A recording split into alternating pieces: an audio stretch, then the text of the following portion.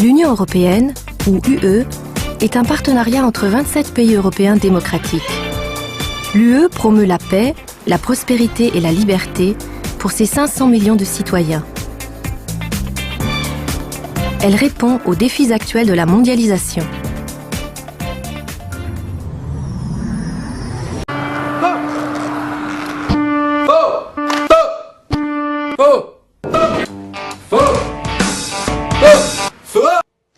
Pour bien comprendre comment ça marche, parce que je crois que c'est vraiment important, on est au cœur de l'explication des façons pourquoi ça ne marche pas l'Europe et pourquoi ça ne peut pas marcher, eh bien il suffit de prendre cet exemple d'un grand ensemble de 27 copropriétaires. Plus il y a de monde, plus les intérêts contradictoires se multiplient et plus cela bloque toute décision. Les puissants de l'Europe se réunissent à huis clos. Si vous avez finalement un qui dit non, et il y a un spécialiste à l'autre côté de la Manche qui dit souvent non, toute chose bloque. On voit donc que dans ces conditions où personne n'est d'accord, eh bien, il y a nécessité de mettre tout le monde d'accord. C'est le syndic extérieur à l'immeuble qui doit tout trancher et qui va décider de tout. Alors si vous avez bien compris ça, à la limite, je pourrais arrêter ma conférence parce que vous avez compris le piège de la construction européenne. La France, elle veut une Europe qui s'oppose à l'hégémonie américaine. La France, elle veut une Europe qui coopère avec les pays en voie de développement du Sud. Ça, c'est ce que veut la France.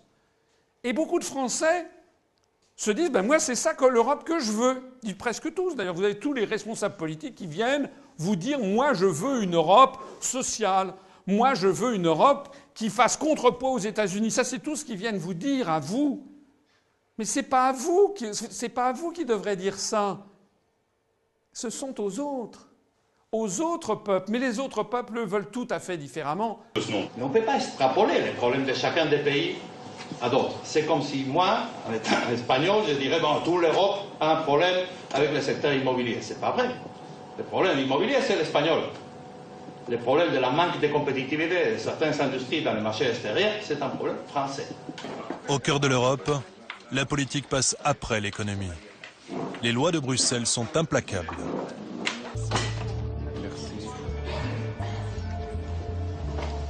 Les commissaires européens sont au nombre de 27, un par pays. Ils sont nommés pour 5 ans par les chefs d'État et de gouvernement. Au fil des crises, les États européens ont transféré de plus en plus de pouvoir à ces commissaires. Sur le contrôle des budgets nationaux tout d'abord, mais aussi sur la conception de nouvelles lois. Les commissaires européens, ces super ministres anonymes, sont devenus les puissants de l'Europe. Invité dans une annexe de l'Assemblée nationale par les députés français, Reding est venu évoquer les méthodes de contrôle de nos finances publiques. La commissaire européenne va être très claire. Selon elle, si l'Europe veut exister et sortir de la crise, les nations doivent obéir à Bruxelles. Les nations doivent obéir à Bruxelles.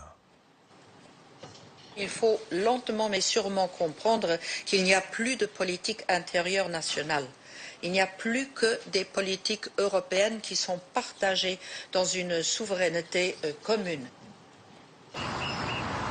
Dans sa croisade pour défendre le Made in France, le ministre va devoir affronter Karel de Gucht, le commissaire européen au commerce. La Commission européenne dispose d'une compétence exclusive en matière de commerce. Les décisions prises par Karel de Gucht ont des conséquences directes sur les entreprises françaises. Pour beaucoup, ce flamand est l'incarnation du mal libéral qui sévit à Bruxelles et détruit des emplois. Le Made in France, est-ce que ça a encore du sens aujourd'hui, le Made in France? Non, non, non. Ce qui est erroné dans ce raisonnement, c'est de penser que c'est par cela, par une telle approche, qu'on va raviver l'industrie française. Non, on va le faire en augmentant la compétitivité de l'industrie française. C'est ce qu'il faut. Oui, c'est ce qu'il faut. Ce qu'il se passe, c'est que nous avons perdu tous les moyens pour protéger nos emplois.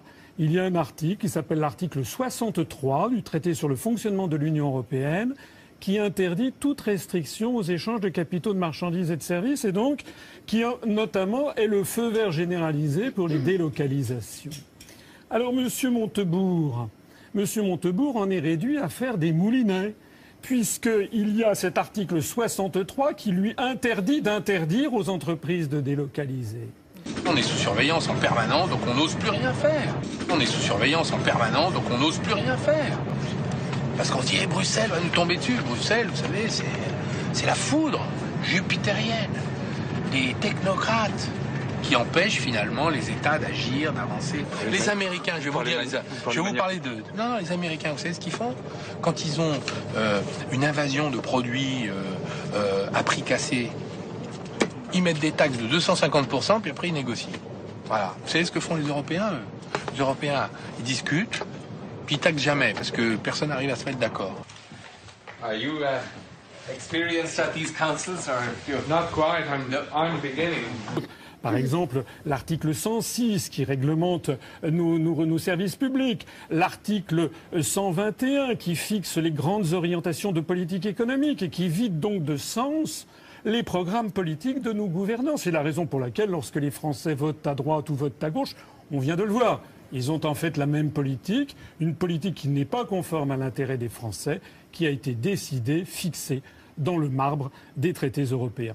François Asselineau et Sophie Vanish. Oui, Frédéric, qu'est-ce que vous pensez si vous êtes malade, vous allez voir un médecin, et puis votre maladie s'aggrave, et à chaque fois que vous allez voir le médecin, il vous dit « Ah ben je me suis trompé dans l'ordonnance précédente, il faut que j'en fasse une autre ». Ce sont les mêmes qui vous ont dit que le traité de Maastricht était formidable, qu'après on dit non, il y avait un petit défaut, on va faire le traité d'Amsterdam, et puis après non, en fait c'est le traité de Nice, et puis après ça non, c'est la Constitution européenne, bon sang, c'est le traité de Lisbonne, maintenant c'est le TSCG, et ça va encore pas. Je voudrais dire, mais les choses sont graves, il y a dans les traités européens, dans le traité sur l'Union européenne, un article qui s'appelle l'article 50, qui permet à un État de sortir de l'Union européenne et de l'euro. C'est d'ailleurs la seule façon juridique et sereine d'en sortir. Oui, on ne peut pas vous virer. Voilà. Donc, on peut le... voilà.